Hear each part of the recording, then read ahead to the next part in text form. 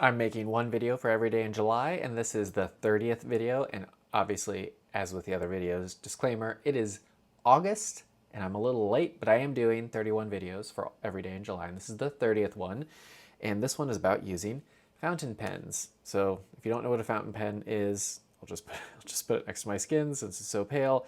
It is pens that they resemble a blade at the end, rather than a standard ballpoint pen that actually has a little roller that's depositing the ink that most people use.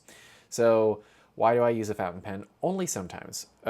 Most of my pens are ballpoint pens, and you can get those anywhere. Most people are using ballpoint pens most of the time. They're cheap, they're great, I love them.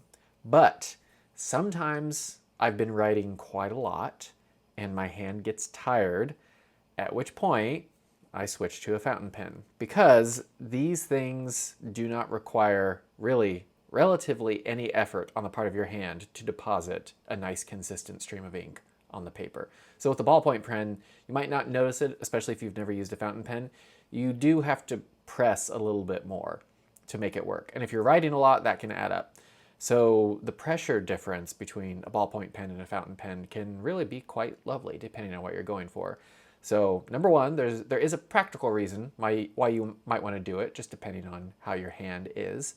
But there's also an aesthetic reason. I mean, the pen itself just is different, feels different, looks different, handles more differently, has a cultural connotation with it. Maybe that's your thing. That's a little bit my thing, although it's not the principal reason I picked one up in the first place, but I do like it. And the thing you should know, these just tend to be more expensive. I bought this one at Muji and it was like $25. But it's great, wonderful, high quality.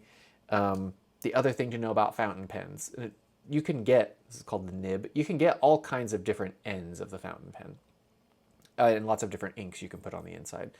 Um, I think there's more to them than most ballpoint pens, and this can also lead you in the bad direction. Like, for example, the way that it deposits ink, again, depending on which setup you have, it might bleed through paper far more easily. And if you've ever like written with a pen and you see the ink sort of feather out from the main line, the bleeding and feathering can happen much more with ballpoint pens, but it really just depends on what kind of paper you're writing on. So you just have to experiment with that. That's something you might encounter a little bit more than you would with ballpoint pens. But anyway, I quite like fountain pens. I use them for practical reasons, but also there are aesthetic reasons why you might prefer them. And you should just be aware that, like with everything, there are trade-offs. These are more expensive.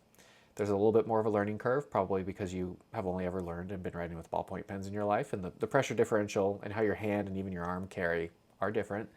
But there are good things too. So, fountain pens.